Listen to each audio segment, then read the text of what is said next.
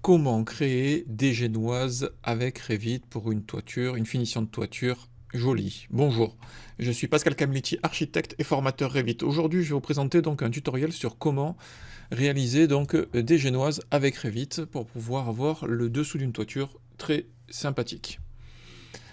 Avant de démarrer ce tutoriel, je vous rappelle qu'en cliquant sous la vidéo, vous allez pouvoir cliquer sur un lien qui va vous permettre de rentrer votre prénom et votre email pour pouvoir ainsi recevoir mes conseils gratuits tous les jours par email.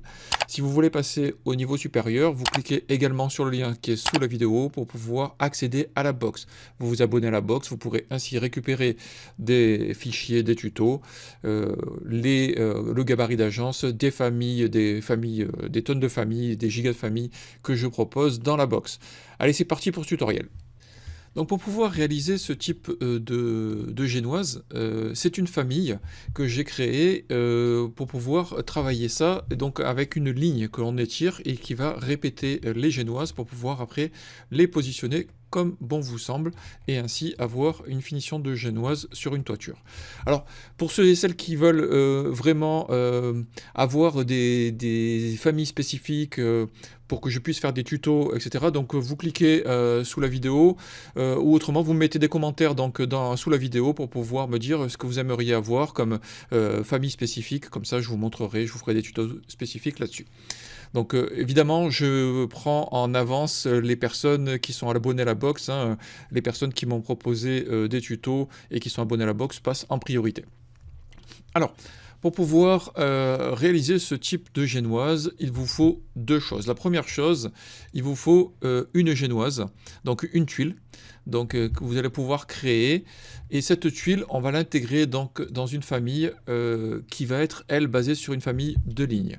Donc automatiquement, vous allez pouvoir créer ces éléments et ainsi pour pouvoir après la placer dans votre projet. Et je vais vous montrer tout ça dans le tutoriel. Allez, donc je vous montre comment on fait. La première chose que vous devez faire, c'est vous allez dans Fichier. Alors, on va démarrer, hein, ça prend un peu de temps. Je ne sais pas pourquoi il réfléchit autant, on me vite. On va faire Nouveau, Famille. Et vous allez aller dans une modèle générique métrique. La première chose à faire, vous allez faire ça. Ok. Donc là, une fois que vous êtes là, ce qu'il vous faut faire, c'est tracer un plan de référence. Ce plan de référence va servir à avoir un point de départ pour pouvoir tracer la tuile, pour pouvoir construire la tuile. Ensuite, on va avoir aussi un plan de référence à droite et à gauche, voilà, qui va vous permettre d'avoir les bords de la tuile. Pour pouvoir avoir quelque chose d'équilibré, vous allez cliquer ici et tracer comme ça, on va faire un équilibre.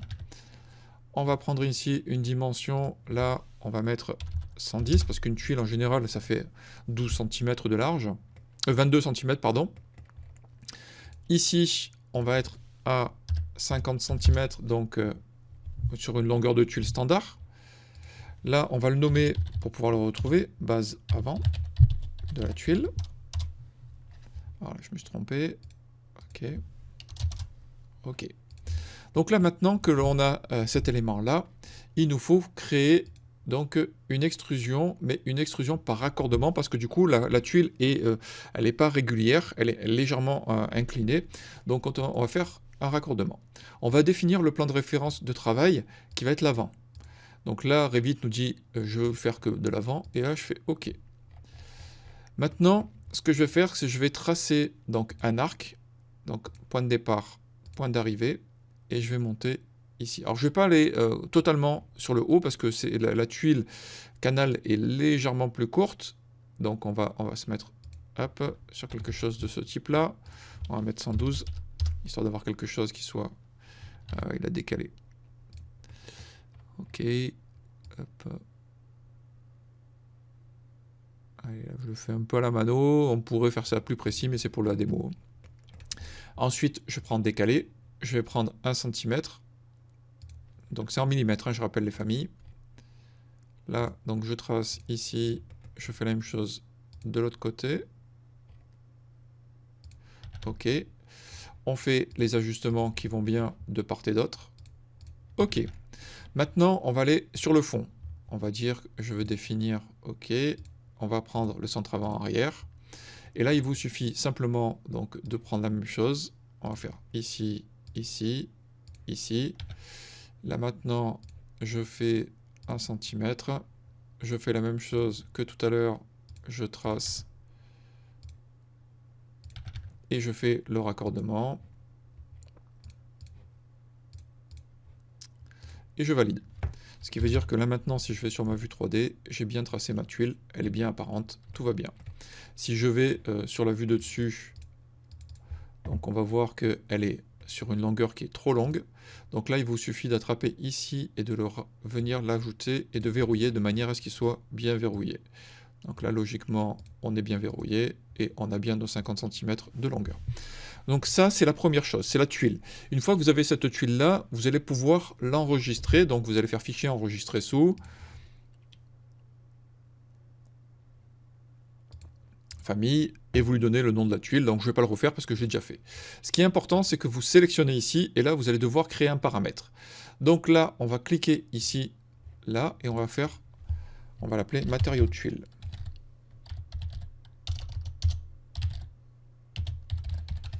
Je vous conseille de le mettre en occurrence parce que du coup, on va pouvoir l'utiliser, quoique non, on va le laisser en type. On va voir. A priori, ça devrait... bon, on va le faire comme ça. Une fois que c'est fait, il vous suffit de cliquer ici, là, et de modifier. Alors, il me semble qu'il faut le mettre en occurrence. Je ne me souviens plus, mais bon, peu importe. Donc ça, c'est fait. Une fois que vous avez fait ça, maintenant, on va pouvoir créer le réseau. Alors, comment on va faire ça? Il vous faut faire une famille. Alors, on va aller chercher Fichier, Nouveau, Famille. On va aller Modèle générique métrique, ligne. On va ouvrir. Et donc, cette ligne. Alors, sachant qu'une tuile fait 12 cm, on va avoir des réseaux qui vont se jouer sur les 22. Bah, donc, du coup, on va être sur 24 cm d'écartement entre les tuiles. Alors là, pour la ligne ici, on va mettre 2400, histoire d'avoir quelque chose qui va être régulier. Là-dedans, on va insérer la tuile que nous venons de faire. Donc là, moi, je vais reprendre l'ancienne, celle que j'avais fait. Hop, je vais revenir ici. Voilà, c'est celle-ci. Donc là, je vais la charger dans ma famille 4. Je vais la voir au bout de la souris. OK? Ce que je vais faire, c'est que je vais la placer ici, au point de départ.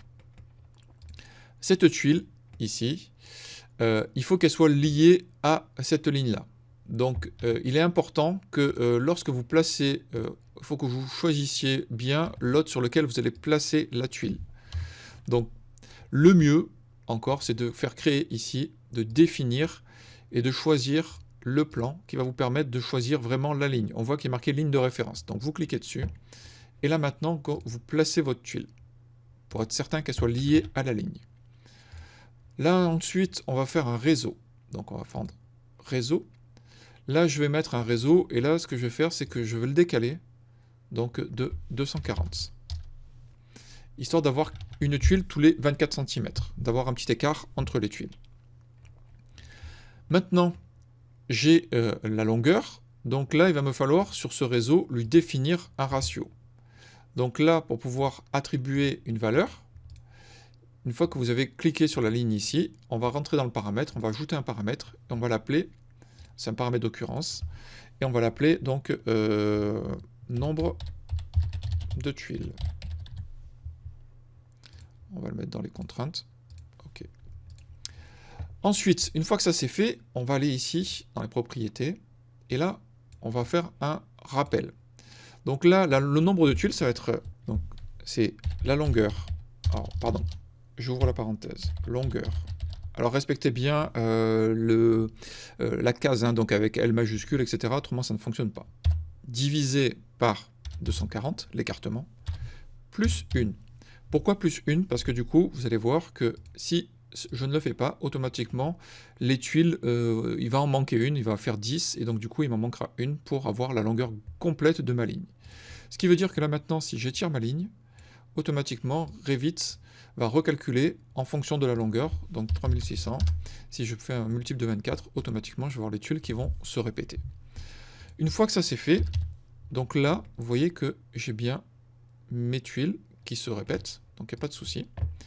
Et ce que je veux faire maintenant, c'est je vais créer ici une extrusion qui va me permettre, donc on va définir le plan, on va prendre le plan, on va prendre Hop, choisir un plan.